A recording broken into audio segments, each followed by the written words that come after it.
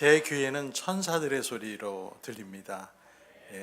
또 앞서 수고해 주신 박성용 천사님께도 감사를 드립니다. 우리 방주연 집사님도 특별 또 오늘 반주로 해주셔서 감사를 드립니다.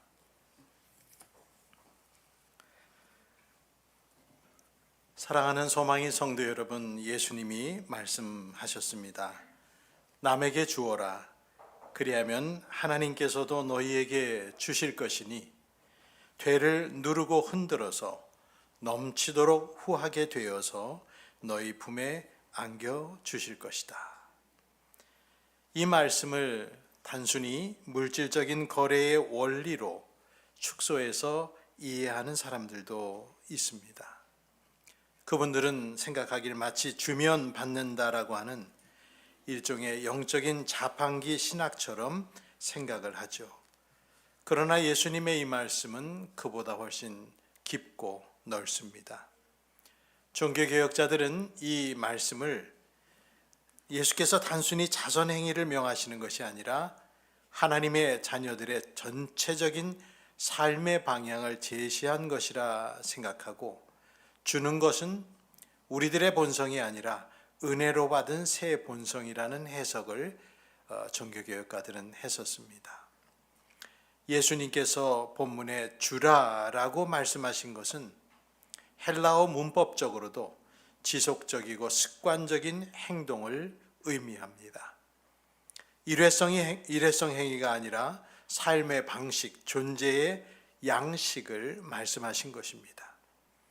더욱이 이 말씀은 문맥상 바로 앞절인 37절에 심판하지 말라, 정죄하지 말라, 용서하라는 가르침과 매우 긴밀하게 연결되어 있습니다. 그래서 37절, 38절은 우리에게 두 손을 요구하는 말씀으로 이해되어지는데, 한 손은 용서의 손이고 또 다른 한 손은 나눔의 손입니다. 38절 후반부를 보면 너희가 되질하여 주는 그 되로 너희에게 도로 되어서 주실 것이다 라고 하는 그 말씀이 앞절에 있는 심판과 정죄에 대한 경고와 아주 직접적으로 상응하는 그런 구절입니다. 우리가 다른 사람을 대하는 태도, 용서와 관용과 후함과 인색함, 이런 모든 것들은 결국 우리 자신에게 되돌아온다는 하나님 나라의 원리입니다. 그러므로 남에게 주라는 주님의 명령 속에 그 주는 행위는 단순히 물질을 주고 돈을 주는 행위로 축소할 수 없습니다. 그것은 전인적인 태도고 그리스도인의 삶 전체를 관통하는 방향성이다라고 말할 수 있습니다. 주는 삶, 베푸는 삶은 무엇보다 마음이 먼저입니다. 예수님께서 산상수훈 속에서 그렇게 가르치셨죠. 너희 보물이 있는 곳에 너희의 마음도 있을 것이다. 사람의 마음은 자신이 쌓아두는 곳으로 갑니다. 땅에 쌓으면 땅으로 내려가고 하늘에 쌓으면 하늘로 올라가는 마음입니다. 그럼에도 이 주는, 무엇인가를 주는 삶의 태도에 있어서 물질이 중요한 부분으로 포함되는 것은 엄연한 사실입니다. 예수님께서 우리들이 물질의 나눔을 하는 걸 기뻐하실까요? 물론입니다. 바울 사도는 밀레도 항구에서 에베소 교회 장로님들에게 작별 인사를 하면서 오늘 본문 사도행전 20장 35절에 이렇게 말하죠. 우리 함께 읽어볼까요? 20장 35절. 나는 모든 일에서 여러분에게 본을 보였습니다. 이렇게 힘써 일해서 약한 사람을 도와주는 것이 마땅합니다. 그리고 주 예수께서 친히 주는 것이 받는 것보다 더 복이 있다 하신 말씀을 반드시 명심해야 합니다. 흥미롭게도 바울이 예수님이 하셨다고 인용한 이 말씀은 성경 어디에 찾아봐도 없습니다. 우리는 이런 말씀을 아그라파라고 부르는데 기록되지 않은 예수님의 말씀이라는 뜻입니다. 초대교회에서는 예수님의 말씀이 문서 전승과 구전 전승 양쪽으로 보존이 되었습니다. 바울이 인용한 이 말씀은 구전으로 전승된 예수님의 정통 교훈이었을 가능성이 굉장히 높습니다. 예수님의 말씀이 빠짐없이 모두 다 복음서에 기록된 것은 아니죠. 그래서 그것을 요한복음 마지막 구절, 요한복음 21장 25절도 이렇게 묘사하는데요. 예수께서 하신 일은 이 밖에도 많이 있어서 그것을 낱낱이 기록한다면 이 세상이라도 그 기록한 책들을 다 담아두기에 부족할 것이라고 생각한다. 요한은 모든 주님의 말씀을 적지 못했습니다.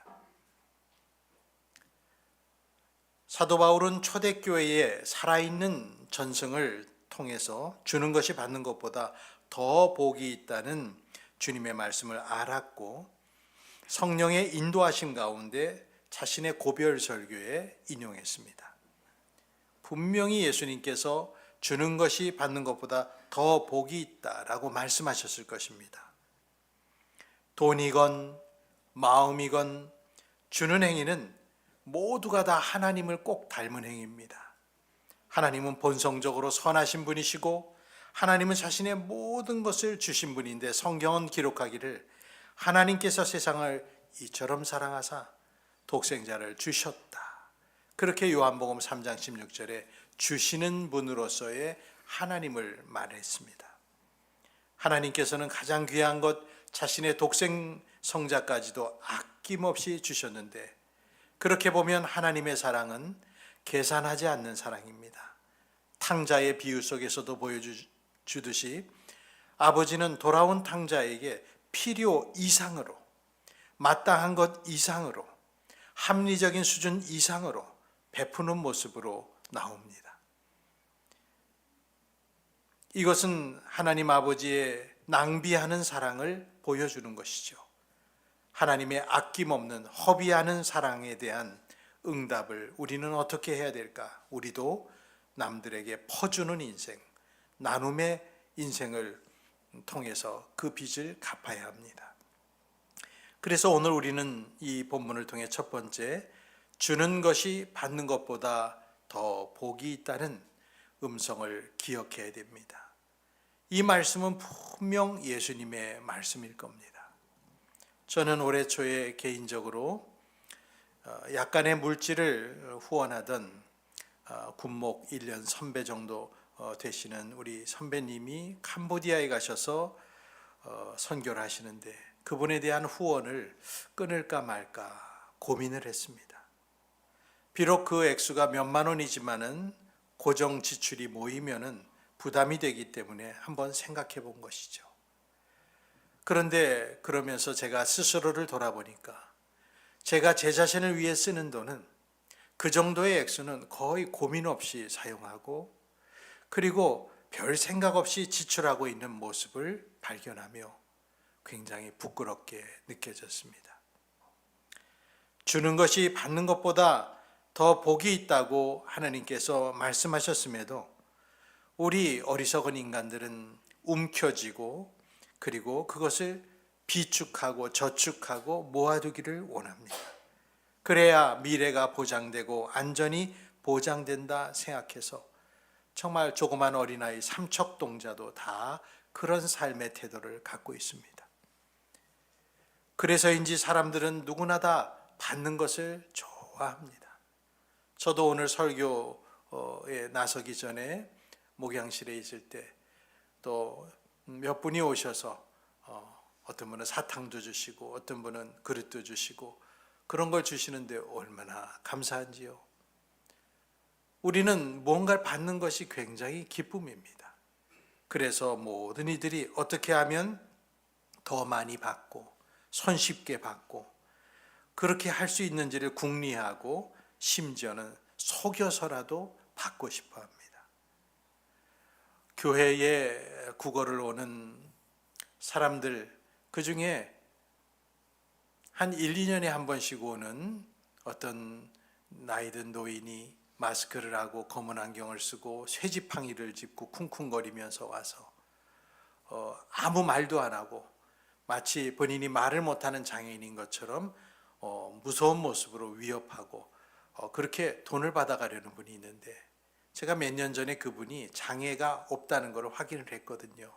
우리 교회를 딱 벗어나면 정상적으로 딱 걷기 때문에 저분이 오면 주지 말아야 되겠다 생각했는데, 지난주 중에 제가 없을 때 이정환 장로님 계실 때 그분이 한번 왔다 간 걸 나중에 봤습니다. 참으로 안타까운 일이죠. 무엇인가를 받기만을 바라는 사람들. 일본에서 사시는 저희 둘째 누님이 한인교회를 나가시는데, 한인교회에 나오는 분들이 고국이 그립고 또 뭔가 결핍된 것들이 많은 그런 세상에 사회에 살기 때문에 교회를 오면 뭔가를 자꾸 교회 거를 가져가려고 한대요. 그래서 저희 누님은 아니 자기 집에 있는 거를 교회에다 갖다 놓으면 나도 부족한 판에 뭔 교회에 있는 것들을 집으로 가져가려 하나. 그것이 늘 저희 누님에게는 약간 의아한 점이었다고 제게 얘기를 해주시더라고요. 아주 조그만 거 하나라도 다 가져가려고 하고, 다 물론 외국에서 타향살이 하면 한국 음식 먹고 싶어 하고 또 필요한 것들이 많겠죠. 그럼에도 불구하고 우리는 나누는 자가 되어야지 갖기만을 원하는 사람이 되어서는 안 되죠. 평생을 남에게 받는 쪽으로만 행동하고 남에게 대접하는 것을 거의 하지 않는 사람들은 인생에서 큰 기쁨을 놓치고 있는 것입니다. 순교자였던 디트리 보네퍼 목사님은 신도의 공동생활이라는, 정말 제가 여러분에게 꼭 읽어보시라고 추천할 만한 신도의 공동생활이라는 책에서 말하기를, 자신만을 위해 사는 사람은 결국 자기 자신조차 잃게 된다. 그러나 다른 이를 섬기는 사람은 자기 자신을 발견한다라는 명언을 남겼습니다. 정말 그렇지 않습니까? 자신만을 위해 사는 사람은 결국 자기 자신조차도 잃게 되고 가족도 잃게 됩니다. 받음에 익숙해진 사람들은 점점 더 그 받음을 당연하게 생각하고 나중엔 뻔뻔스러워지기까지 합니다. 그런 모습을 많이 지켜보는 직업군은 누군가? 사회복지 관련 종사자분들은 누군가를 돕는 일을 하고 또 NGO 국제단체에 무언가를 나누어주는 일을 하는 사람들, 그런 분들이 이런 받기에 익숙해진 사람들을 수없이 대하는데, 그분들은 공통적으로 안타까움을 토로합니다. 그리고 누군가를 돕는 것도 엄청 지혜가 필요하구나라는 것을 체험적으로 알게 됩니다. 더 아이러니한 것은 이러한 받기만을 원하는 사람들이 가난의 굴레를 더 벗어나지 못한다는 점입니다. 평생을 누구에게 주지 아니하고 자기 쪽으로만 끌어당기며 구걸하고 과장하고 때로는 사기를 치며 받는 삶을 살았음에도 오히려 가난을 면하지 못하는 것입니다. 성경 잠언은 그 역설을 이렇게 선포하는데, 잠언 11장 24, 25절에 남에게 나누어 주는데도 더욱 부유해지는 사람이 있는가 하면 마땅히 쓸 것까지 아끼는데도 가난해지는 사람이 있다. 남에게 베풀기를 좋아하는 사람이 부유해지고 남에게 마실 물을 주면 자신도 갈증을 면한다. 어떻게 자기가 먹을 물을 남에게 주는데 자기가 갈증을 면할 수 있습니까? 그것은 세상의 논리로는 말이 되지 않습니다. 그러나 이것이 하나님 나라의 경제 원리입니다. 하나님의 경제는 세상의 경제와 다릅니다. 세상에서는 가진 자가 부유하지만 하나님의 나라에서는 나누는 자가 부유한 자입니다. 세상에서는 움켜진 자가 안전하지만 하나님의 나라에서는 흘려보내는 자가 안전합니다. 인색하여 아끼기만 하고 베풀지 않는 사람은 서서히 관계의 고갈을 만나게 되고 신뢰의 고갈, 생명력의 고갈을 경험하게 됩니다. 누구의 신뢰도 얻지 못하고 누구의 호의도 받지 못하며 결국 공동체의 도움을 받지 못합니다. 우리는 여기서 한 가지를 구분해야 되는 게, 구약 잠언서나 전도서에서 말씀하는 어떤 나눔에 대한 그런 지혜의 말들은 하나님의 절대적인 약속이라기보다는 일반적 원리에 가깝습니다. 잠언 같은 성경은 하나님의 언약적 약속이 아니라 창조 질서에 내재된 일반 원리를 가르치고 있습니다. 반드시 그렇다는 것이 아니라 대체로 그렇다는 뜻입니다. 베푸는 자, 나누는 자, 부해지는 자, 가난해지는 자, 그런 것과 관련된 지혜들은 하나님께서 세상을 운영하시는 일반적인 질서를 말합니다. 이것은 반드시 꼭 그렇게 된다는 절대적 약속이 아닙니다. 그러나 잠언의 원리에 따르면 하나님의 도덕 세계 질서 안에서 대체로 나누는 사람이 부유해진다라고 하는 그것을 삶의 방향성을 알려줍니다. 베풀고 나누는 사람은 대체로 사회에서 공동체에서 호의를 얻게 되고 신뢰를 얻게 됩니다. 그래서 자신이 속한 공동체가 그 사람을 돕고 살립니다. 성도 여러분, 그리스도인 된 여러분, 물질은 움켜쥐려면 주려고 하면 할수록 손가락 사이로 빠져나갑니다. 하나님의 나라에서는 흘려보내는 사람이 복 있는 자입니다. 이것을 삶으로 직접 자기가 들은 것이 아니라 체험한 사람은 하나님께 어려운 중에도 헌신하고 주는 사람으로 살려고 노력하고 또 그렇게 기도하게 됩니다. 주는 것이 받는 것보다 더 복이 있다. 이것은 예수님의 선언이자 세상의 상식에 대한 하늘의 선언입니다. 두 번째의 오늘 말씀 속의 원리는 주라 그리하면 채워줄 것이다 라는 말씀입니다. 남에게 주어라 그리하면 하나님께서도 너희에게 주실 것이니 되를 누르고 흔들어서 넘치도록 후하게 되어서 너희 품에 안겨주실 것이다. 너희가 되질하여 주는 그 되로 너희에게 도로 되어서 주실 것이다. 요즘 아이들은 되박이 무엇인지, 되가 무엇인지, 되질이 무엇인지를 아마 잘 모를 겁니다. 되를 누르고 흔들어서 넘치도록 후하게 주는 그런 모습은 고대 팔레스타인 지역의 시장에서 흔히 보는 모습이고, 그때만이 아니라 나라와 지역을 넘어서 세계 모든 시장의 풍경일 겁니다. 저는 어려서 쌀가게에 심부름 간 것이 늘 기억에 많이 남았습니다. 당시에는 쌀을 가서 한 봉지씩 사오고 몇 대를 사오고 이러기도 했는데, 그때 쌀집 아저씨가 그 되에다가 쌀을 이렇게 담아서 때로는 깎기도 하고 때로는 그냥 자연스럽게 담아서 주기도 하고 수북이 주기도 하고, 이런 모습을 보면서 그 되라고 하는 것을 그 어린 시절에 처음 알게 되었죠.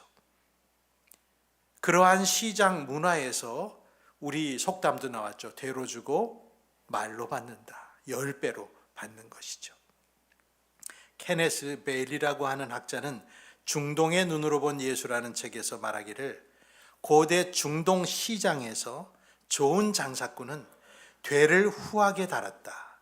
곡식을 담은 후 흔들어서 빈틈을 메우고 손으로 눌러서 더 담고 그래서 넘치도록 그렇게 부어줬다. 이것이 신뢰를 쌓고 단골을 만드는 고대 좋은 장사꾼의 모습이었다. 그렇게 말합니다. 예수님은 바로 이 일상적인 시장의 이미지를 사용하셔서 하나님의 후하게 주심을 설명하셨습니다.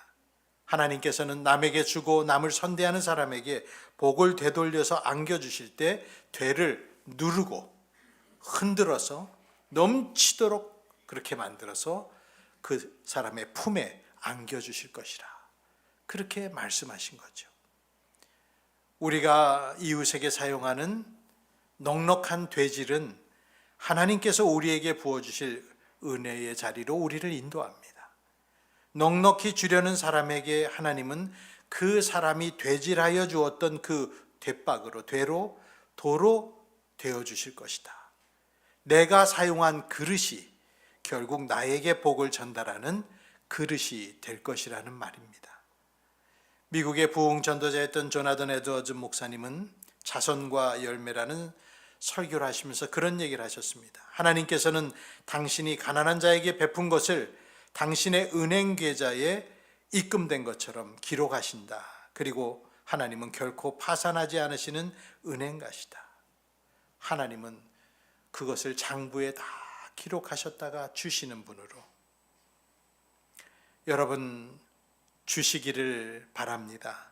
넉넉하게 되질하여 남에게 주십시오. 그리고 준 우리들은 그것을 잊어버려야 됩니다. 그러나 하나님은 그것을 잊지 않으십니다. 그렇게 준 사람에게 눌러서 흔들어 넘치도록 돌려주십니다. 하나님은 모든 걸 다 지켜보시고 갚아주시는 분이기 때문이죠. 예수께서는 산상수훈에 말씀하시길 너는 자선을 베풀 때에는 오른손이 하는 일을 왼손이 모르게 하여 너의 자선 행위를 숨겨두어라. 그리하면 남 모르게 숨어서 보시는 네 아버지께서 너에게 갚아주실 것이다. 하나님 아버지는 숨어서 우리의 그러한 자선 행위를 모두 지켜보시는 분으로 말씀했습니다. 중요한 것이 동기겠죠. 경건한 신자는 뭔가를 많이 얻어내기 위해 받기 위해 그 목적으로 나누고 헌신하지 않습니다. 기복적으로 행하지 않습니다. 미국의 설교자 존 파이퍼 목사님은 설교할 때 이런 경고를 했습니다. 하나님을 자판기처럼 여기지 말라. 축복을 얻기 위한 수단으로 순종하는 것은 진정한 순종이 아니다. 우리는 하나님을 사랑하기 때문에 순종한다.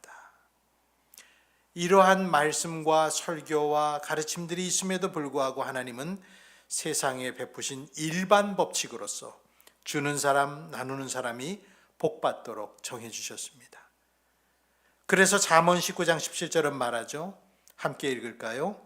가난한 사람에게 은혜를 베푸는 것은 주님께 구워드리는 것이니 주님께서 그 선행을 넉넉하게 갚아주신다. 이 잠언 말씀을 보면 우리가 가난한 사람들을 기억하고 도와준 것인데, 우리가 한 것인데 하나님은 그 일을 더 장려하기 위해서 마치 자신이 사람에게 빚을 진 모습이 되기로 작정을 하셨다는 겁니다. 스스로 채무자가 되시기를 자처하시며 가난한 자를 위해 나눔을 한 사람에게 넉넉하게 갚아주신다 가르치셨습니다. 영국의 찰스 스펄전 목사님은 설교하기를 하나님은 어떤 사람에게도 빚지기를 원치 않으신다. 당신이 가난한 자를 위해 쓴 한 푼도 하나님께서는 기억하시고 이 세상에서든 오는 세상에서든 반드시 갚으실 것이다. 그러고 보면 하나님은 빚지고는 못 사시는 분입니다. 우리 중에도 빚지고는 못 사는 분 계시죠. 하나님이야말로 절대 빚지고는 못 사십니다. 주고 베풀고 선행을 행하는 사람에게 하나님께서 빚을 진 것처럼 기록을 해놓으셨다가 갚을 때는 누르고 흔들어 정말 넘치도록 직접 갚아주신다는 것이죠. 말씀을 맺겠습니다. 교회 역사는 줄 때 풍성한 삶으로 인도된다는 하나님의 원리를 삶으로 증명한 사람들이 가득합니다. 널리 알려진 이야기지만 고아들의 아버지인 영국의 조지 뮬러 목사는 평생 2,000명 이상의 고아를 돌봤지만 단 한 번도 재정 지원을 요청하지 않았습니다. 오직 기도로만 필요를 구했고 하나님께서 정확한 때에 그의 필요를 채우셨습니다. 조지 뮬러는 이렇게 고백합니다. 나는 하나님께서 빚지고는 못 사시는 분임을 수천 번 경험했다. 중국의 내지 선교회를 세웠던 허드슨 테일러 선교사는 선교사들을 어떻게 가르쳤는가 하면 하나님의 일을 하나님의 방법으로 하면 결코 하나님의 공급이 부족하지 않다. 여러분이 말씀을 믿는 우리 교우들이 되길 축원합니다. 감리교회 시초인 존 웨슬리 목사는 할 수 있는 대로 벌고 할 수 있는 대로 저축하고 할 수 있는 대로 주라 그렇게 가르쳤습니다. 그리고 그 자신은 평생 많은 수입을 올렸지만 가난하게 살다가 가난하게 죽었습니다. 자기의 모든 걸 나누어졌기 때문이죠. 오늘 성경 말씀 사도행전 20장의 바울의 고별 설교 속에서도 바울은 그동안 누구의 은이나 금이나 옷을 탐하지 않았다고. 그 당시는 옷이 재산이었거든요. 그리고 그는 자기의 필요를 손수 일해서 비용을 마련하여 누구에게 신세지지 않았다고 말했습니다. 바울 사도는 주면 하나님께서 채워주시는 것을 확실하게 믿었습니다. 주는 것은 손해가 아닙니다. 하나님께서 설계하신 번성의 방식입니다. 오늘 이 말씀을 듣는 우리 모두가 주는 삶, 베푸는 삶, 나누는 삶을 살기로 결단했으면 좋겠습니다. 여러분, 용서를 아끼지 마십시오. 관용을 베푸십시오. 그리고 친절을 나누시고 시간을 다른 사람에게 내어주고 관심을 쏟으십시오. 그리고 물질도 나누십시오.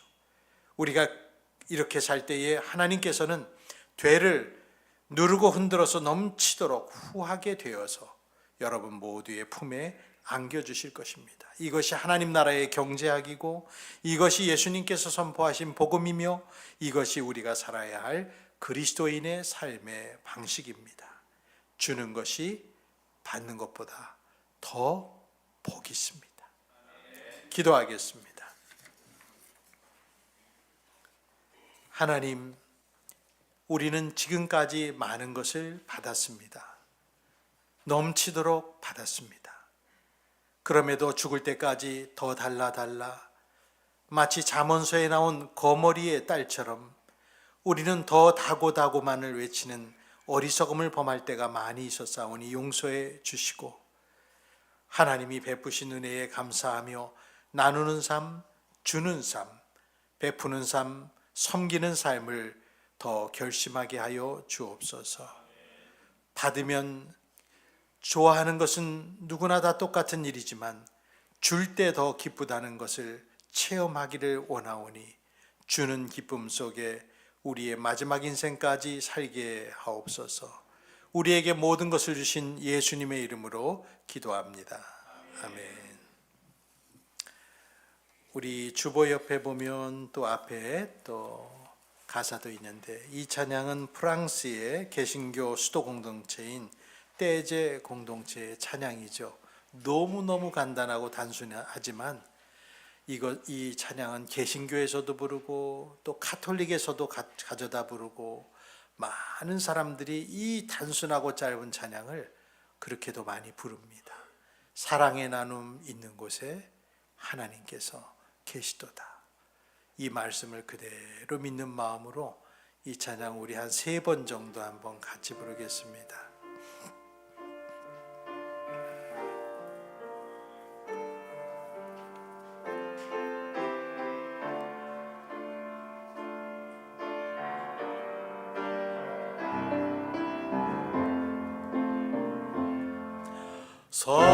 사랑의 나눔 있는 곳에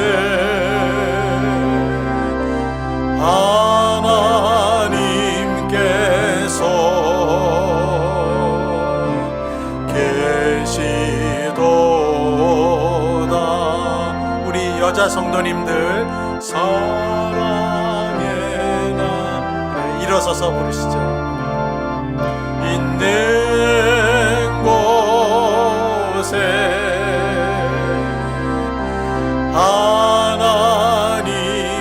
하나님께서 계시도다. 함께 사랑의 나눔, 사랑의 나눔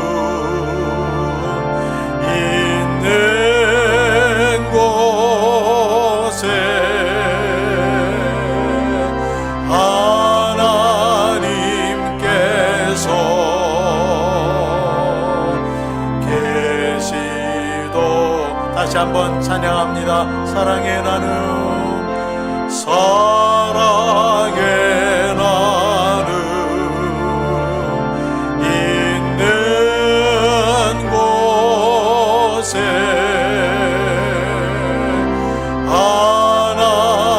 하나님께서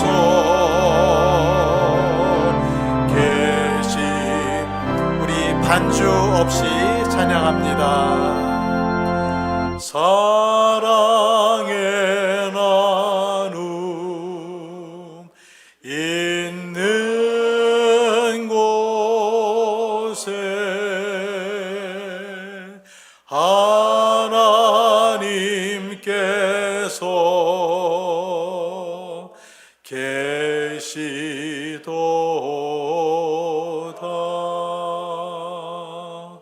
기도합니다. 이제는 우리 구주 예수 그리스도의 은혜와 하나님 아버지의 극진하신 사랑과 성령님의 감화 감동 위로 교통하심이 사랑의 나눔 있는 곳에 하나님께서 계심을 믿고 우리에게 남은 나머지의 삶을 받는 자의 삶이 아닌 주는 자의 삶으로 살기를 마음에 결단하고 돌아가는 성도에게, 또 몸이 아프고 연약하여 가정에 있는 성도들에게 영원토록 함께 있을지어다. 아멘.